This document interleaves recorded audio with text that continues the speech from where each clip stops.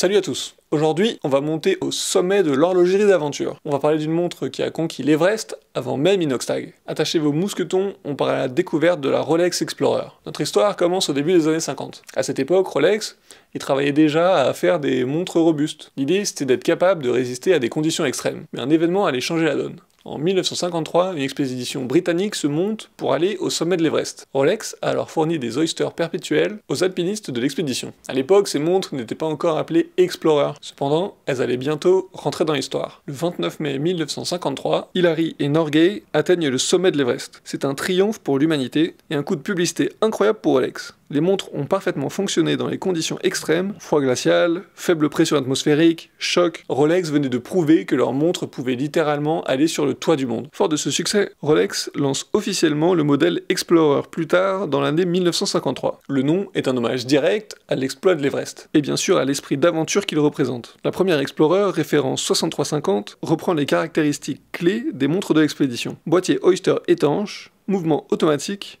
et une lisibilité exceptionnelle. C'est la naissance d'une légende. Mais ce qui va vraiment définir l'Explorer, c'est son cadran. Noir, simple, avec des index lumineux à 3, 6 et 9 heures, avec un grand triangle à 12 heures. Ce design, introduit en 1954, avec la référence 6150, deviendra emblématique. Il est conçu pour une lisibilité parfaite, même dans les conditions les plus difficiles. Au fil des décennies, l'Explorer a évolué, mais toujours en respectant son ADN de base. En 1959, la référence 10-16 est introduite, elle restera en production pendant près de 30 ans, devenant l'une des Rolex les plus durables de l'histoire. En 1971, Rolex ajoute le verre saphir, rendant la montre encore plus résistante. Mais le grand changement arrive en 1989, avec la référence 14270.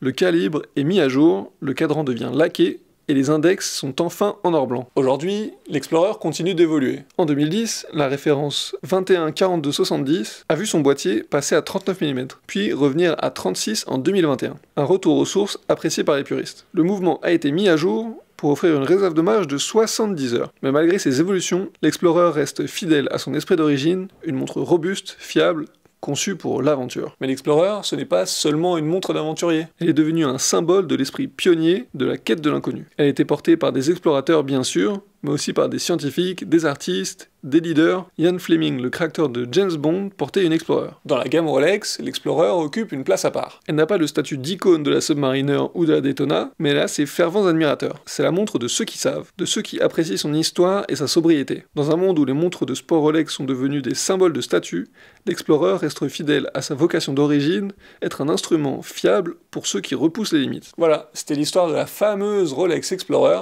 une montre née au sommet du monde, qui continue d'inspirer les aventuriers. Elle nous rappelle que le luxe, ce n'est pas l'ostentatoire, mais la fiabilité et l'histoire. Alors que vous soyez en train de gravir l'Everest comme Inox ou en train de gravir les échelons dans votre carrière, l'Explorer est là pour vous rappeler qu'il n'y a pas de sommet inatteignable. Sur ce, je vous dis à la prochaine en vidéo. Et si vous avez apprécié cette petite histoire, je vous encourage à liker la vidéo ou à suivre la chaîne. Pour les curieux, sachez que je fabrique aussi des bracelets de montre.